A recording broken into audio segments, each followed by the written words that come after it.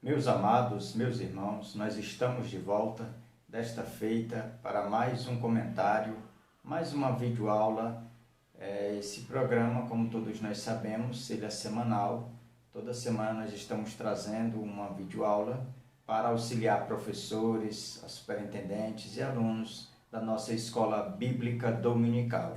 A lição de número 7, com base aí no capítulo 10 de Atos, o tema da lição, o Evangelho é para todos. Mas antes de adentrar aqui ao assunto, ao tema da lição, trazer alguma coisa subordinada a esse tema, eu quero interagir com todas as pessoas que estão sempre interagindo ao nosso canal. Quero mandar um abraço na paz do Senhor para a irmã Aldeci Mendes Araújo, que foi lá e deixou seu comentário. Que Deus abençoe, continue participando e sempre que possível pode também estar deixando comentário, pois isso muito nos ajuda. Quero também mandar um abraço na paz do Senhor para o irmão Ronaldo Oliveira, que é este varão que sempre está a assistir esses vídeos, sempre coloca ali nos comentários, alguma coisa para nos motivar, para nós continuarmos na luta. Queremos mandar também um abraço na paz do Senhor para a irmã Sá Silva, que é o nome do canal dela, e ela também sempre assiste os vídeos, e nós pedimos a Deus que o Senhor lhe continue com as mãos dele, bondosas e graciosas sobre a vida de vocês. E agora eu quero convidar você que pela primeira vez está neste canal, que você se inscreva, deixe o seu like, compartilhe esse vídeo e assim você estará nos ajudando a compartilhar da palavra de Deus, das nossas lições bíblicas, para auxiliar professores, alunos e também diretores da escola bíblica dominical. Quero dizer para você que sempre também faz uso dessa ferramenta, que se inscreva e com certeza estará também sendo um parceiro nosso nessa luta. Nós queremos agora comentar um pouco aqui sobre o tema O Evangelho é para Todos. Essa é uma das lições, é a lição de número 7, é a lição que já está bem no centro da nossa revista. O tempo passa muito rápido, nós já estamos no capítulo 10 do livro de Atos, e o nosso textuário, eu quero que você acompanhe comigo, que diz assim: Então falou Pedro dizendo: Reconheço por verdade que Deus não faz acepção de pessoas. Atos 10 e 34. Então aqui, meus amados, o textuário já deixa para nós bem esclarecido acerca de que o Evangelho é para todos, de que Deus não faz acepção de pessoas, de que para Deus não há judeu e gentio, não, todos são alvos da graça e da misericórdia de Deus. Deus não faz acepção de pessoas, e é isso que nós vamos ver aqui no decorrer desta lição. A nossa verdade prática diz: a conversão de Cornélio e sua casa evidencia a queda das últimas barreiras para o avanço do Evangelho entre as nações. Perceba que a nossa verdade prática diz que a conversão de Cornélio e de sua casa ao cristianismo, ao Evangelho, é uma forte evidência de informações para nós que estamos estudando esse livro, de que as últimas barreiras para que o Evangelho chegasse aos gentios estava se concluindo, estava chegando aí, rompendo as últimas barreiras para que o Evangelho também tornasse algo aos gentios e todas as cidades que era aí que tinha sob comando do Império Romano. Então a igreja primitiva, ela já começa desde o seu nascedouro quebrar estas barreiras para que o Evangelho chegue a todos. Então antes de nós adentrarmos aqui a nossa introdução, eu quero lhe convidar a, junto comigo, observar aqui, destacar, dar ênfase aos objetivos, como a gente sempre o faz, porque acredita que A gente trabalhando dentro dos objetivos, nós podemos chegar no final da lição, e ter a certeza que nós fizemos da forma certa e, com certeza, nós estamos, de uma certa forma, gerando aí, no final de tudo, um propósito e, na verdade, alimentando as pessoas de uma forma bem didática, pois o objetivo ele tem essa finalidade. E o primeiro é saber as importantes divisões do livro de Atos. O segundo, descrever uma das mais importantes conversões de Atos. E terceiro, glorificar a Deus que se revela ao pecador. Interessante que cada um desses objetivos é aplicado em um dos determinados pontos da nossa lição. Portanto, a nossa lição aí, ela tem 3 pontos, dos quais vão discorrer sobre todos esses objetivos. Aqui, irmãos, nessa história, no capítulo 10 de Atos, com a vida, a história de Cornélio, a gente precisa fazer ênfase ou destaque de que a vida de Cornélio, ela traz para o crente, para o leitor da Bíblia, para o estudante da Bíblia, algumas reflexões. A primeira reflexão é de que Deus, ele não faz acepção de pessoas. A segunda é de que não há, na verdade, não há aquela questão da pessoa que é religiosa, achar que a religião dela salva, de que as crenças delas salvam. Não. Aqui, nesse capítulo 10, a gente percebe que uma das reflexões que nós somos levados a refletir é sobre esse ponto, de que religiosidade nenhuma salva, de que por mais piedosa que a pessoa seja, por mais boas obras que as pessoas pratiquem, por mais sinagogas que a pessoa frequenta, a pessoa ainda assim não pode ser salvo por estar praticando essas obras e achar que fazendo isso é o caminho da salvação. Não, o caminho da salvação é Jesus, é crer em Jesus, crer e aceitar o seu sacrifício. Então, essas reflexões a gente aprende aqui com base no capítulo 10 de Atos. Eu quero fazer que é a leitura da nossa introdução, que diz assim: Atos dos Apóstolos serve também para cobrir a transição que Israel vai saindo de cena e a igreja assume o primeiro plano. E isso ficará mais evidente em nossas lições daqui para frente. Perceba que o livro histórico do Novo Testamento, como a gente sempre faz ênfase aqui, que é o livro de Atos, esse livro ele tem a finalidade de que Israel, como nação, ele vai sumindo e a igreja ela vai sendo despontada, ela vai crescendo, ela vai ganhando terreno.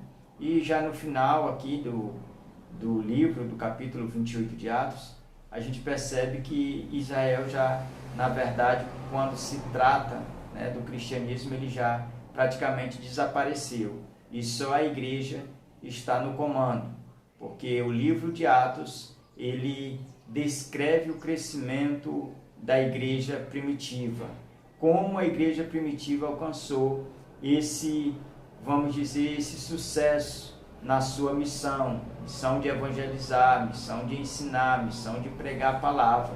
A gente vê que a igreja primitiva, ela conseguiu cumprir aí o seu legado, o qual foi deixado por Cristo.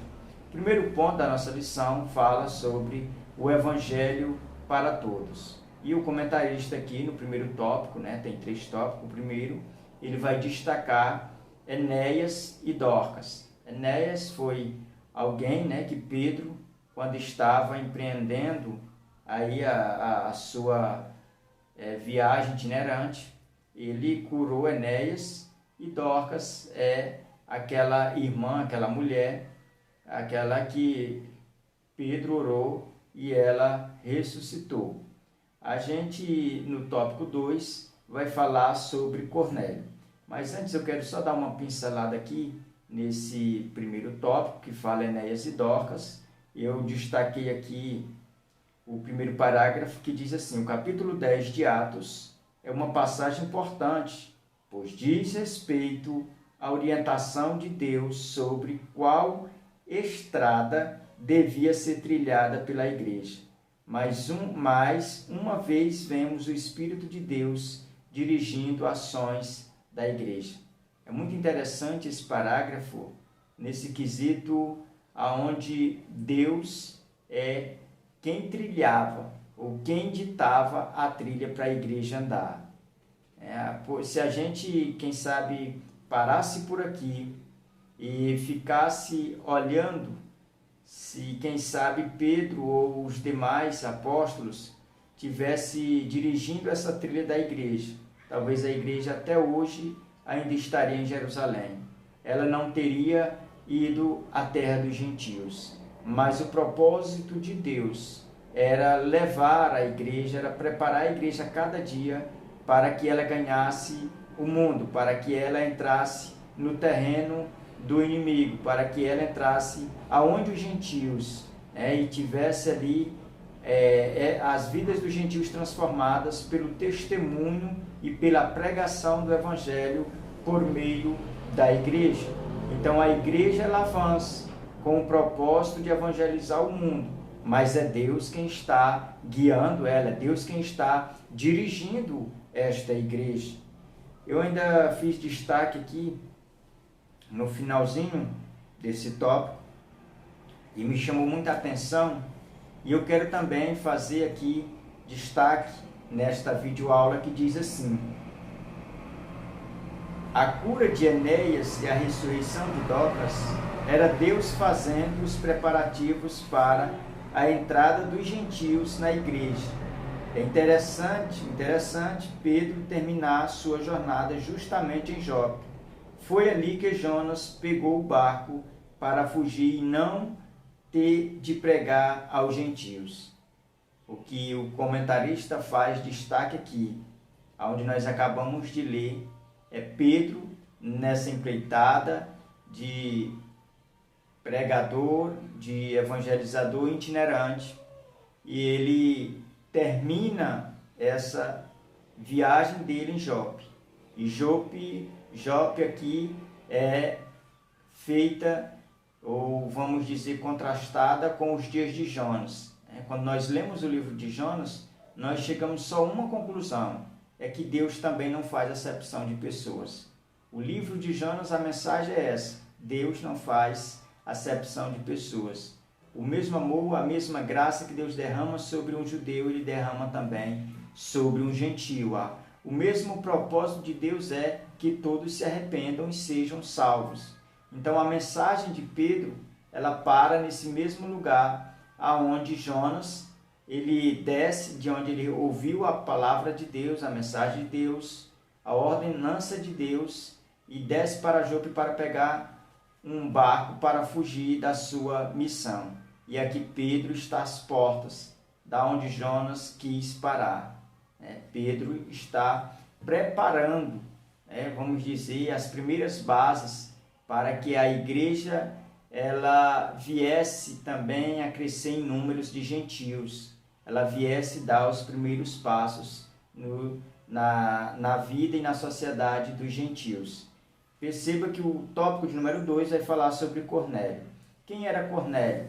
A palavra de Deus vai nos informar que Cornélio, ele era um homem temente a Deus, um homem piedoso, era um homem religioso, era um centurião que morava na região ali vamos dizer, de Cesareia, aonde ele tem uma revelação da parte de Deus, e nessa revelação um anjo aparece a ele dizendo que Deus respondeu a sua oração, respondeu o seu sacrifício, e que ele tinha que mandar buscar Pedro, que estava em Jope, e viesse à sua casa, e ali ele iria ouvir o que ele precisava fazer para que alcançasse a dádiva da salvação. Então, quando o texto do capítulo 10 de Atos nos informa acerca de Cornélio, nós ficamos cientes de que Cornélio, como eu marquei aqui nesse tópico de número 2, eu marquei um parágrafo que diz assim: em sua religiosidade, Cornélio frequentava a sinagoga, orava, jejuava e dava esmolas aos pobres, mas, a despeito de tanta piedade, faltava-lhe conhecimento da salvação em Cristo. E aqui a gente entende que Cornélio ele fazia isso, mas com o coração aberto e piedoso, para que Deus o enxergasse, para que Deus direcionasse a ele o caminho da salvação.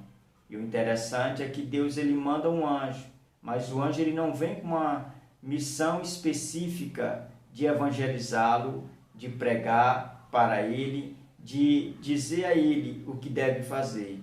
Mas o anjo ele vem com uma outra responsabilidade de informar aquele varão, aquele centurião, para que ele enviasse homens e fosse atrás de Pedro. E perceba que o que a gente tem que fazer destaque, antes de passar mais à frente, é destacar aos irmãos, os irmãos precisam levar isso à classe, precisa fazer isso notório diante de todos, que as boas obras de Cornélio eram insuficientes para salvá-lo, e que boas obras não salvam ninguém, que religiosidade também não salva ninguém, que a questão da pessoa ter um coração piedoso também não é suficiente. Essa pessoa ela precisa aceitar a Jesus como Senhor e Salvador da sua vida. Essa pessoa precisa ter o Evangelho, crer no Evangelho, para que seja salvo. E foi isso que aconteceu com Cornélio.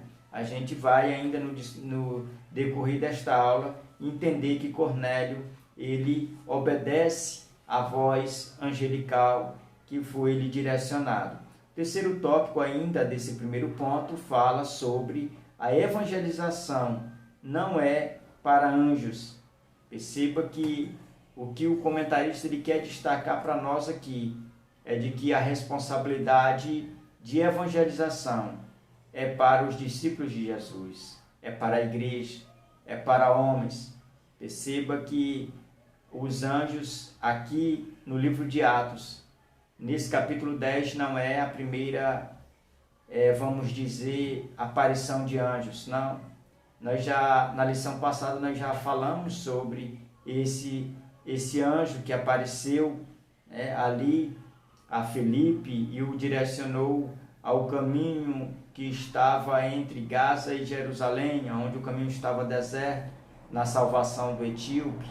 Então, esses mesmos anjos apareceram ali também na vida dos apóstolos, quando Jesus foi assunto aos céus. Esse mesmo anjo entra lá na cadeia e liberta Pedro quando a igreja estava orando.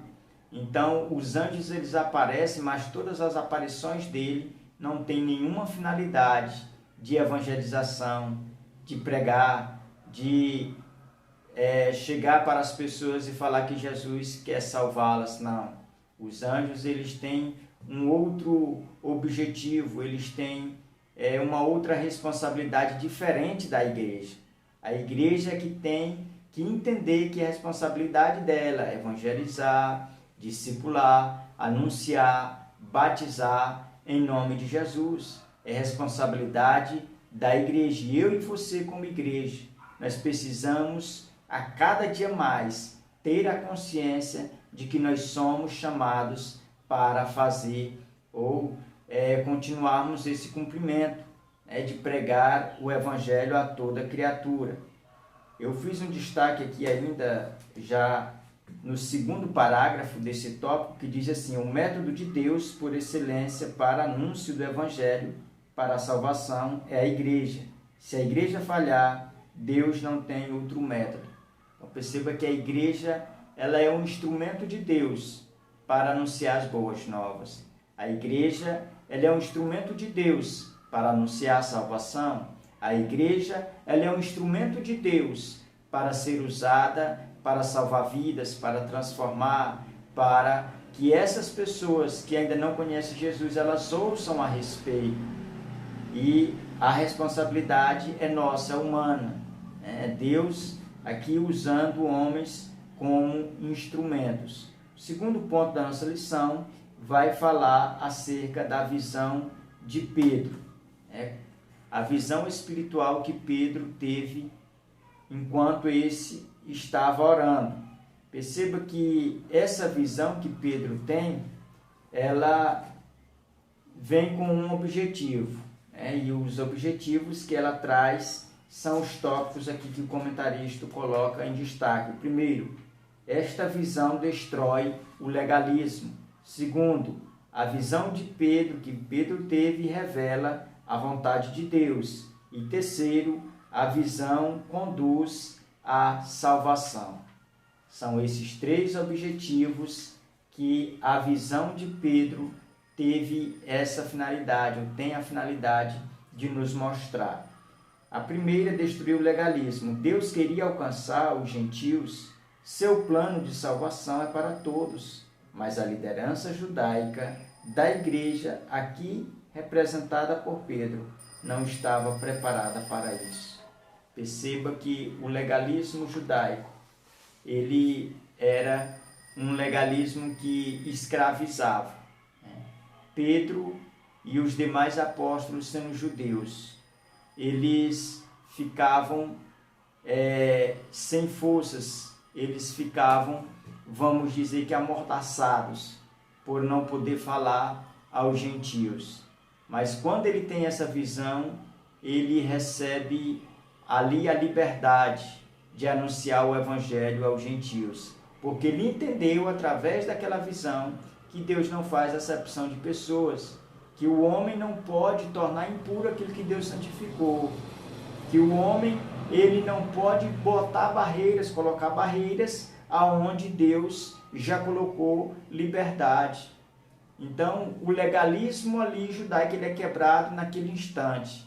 Através daquela visão, Pedro ele sai consciente de que o projeto de Deus, de que a visão de Deus era alcançar também os gentios, era alcançar também as outras nações que não eram da mesma, vamos dizer, da mesma linhagem de Pedro, da mesma linhagem dos judeus. Então, o propósito de Deus é para a humanidade, não é apenas para um pequeno grupo isolado, não é apenas para você, é para todos. Esse é o projeto de Deus e Pedro entende isso depois que ele tem essa visão aí, da qual nós vemos aqui no capítulo 10. O segundo tópico fala sobre revela a vontade de Deus. Perceba que essa visão ela vai revelar, ela tem um propósito maior de revelar o que Deus queria mostrar a Pedro.